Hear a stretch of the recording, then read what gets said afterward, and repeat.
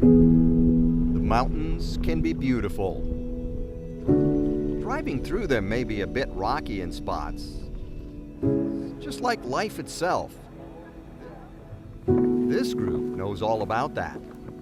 They visited Buffalo Pass near Steamboat recently, but they weren't really there to enjoy the beauty. They were there to remember the worst day of their lives, when the mountains weren't so beautiful after all. The miracle of the survival of the people may be traced to the fresh snow, waist deep on the ground. That's 9 News reporter Ron Mitchell on December 5th, 1978. He was covering the crash of Rocky Mountain Airways Flight 217. It went down the night before. Dozens of rescuers made it to the scene by morning through heavy snow, 40-mile-an-hour winds, and 50 below zero temperatures. From when we hit the tower to when we impacted, it was less than a second. That's the co-pilot, Gary Coleman. He was part of this 40-year reunion of survivors and their families. And that's where we stopped, took our last reading, and then we heard them screaming from here. That's Jerry Alsum. He was one of the first rescuers on the scene. Many of these people haven't seen each other since that day. It isn't easy visiting the past. The group stood below the high-voltage transmission tower that the wing clipped when the plane lost altitude because of icing. They walked among some of the wreckage, bits and pieces of metal and memories. Those memories included the pilot and a passenger who died from their injuries.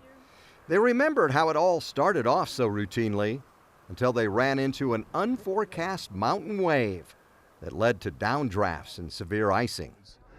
The moon was out. We're in and out of the clouds, and we saw a sloping cloud in front of us with stripes in it. And I said, "Scott, come up, take a look. Have you ever seen this?" He said, "No." I'm 4,000 hours, he's 6,000 hours. Never seen anything like it. I'm gonna start digging the snow away because we're gonna have... They ended up crashing here that dark, snowy night because the pilot's last action was to veer away from the dark and toward the light. The light was the snowfield. That probably saved them. And I could hear the moaning and the groaning and the screaming and the crying, and you know, it was very, very traumatic. So I laid there and prayed. That's all I could do. Dennis Brooks was one of the passengers trapped in the wreckage. All night he laid there with a broken back, never giving up hope. We were laying there kind of quiet, and this was early in the morning, and we heard a motor. And a couple of the folks got out of the plane and started yelling. We all started yelling, hoping somebody would hear us. And then somebody said, "They found us, they found us." I answered the radio call, and my brother Jerry said to me, "Send everything." And so when we arrived here, we were a little awestruck of the amount of work that needed to be done. Dozens of rescuers from many agencies pulled together. They got the injured out on snowcats and took them to a little ranger station nearby to warm them up.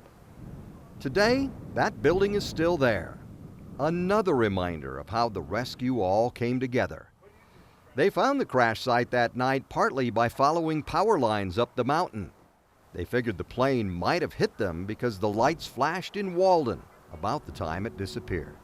It's just too bad we took 40 years to do this, but it's like a brotherhood yet, and I'm happy to meet these people, and I'm so glad that they're here.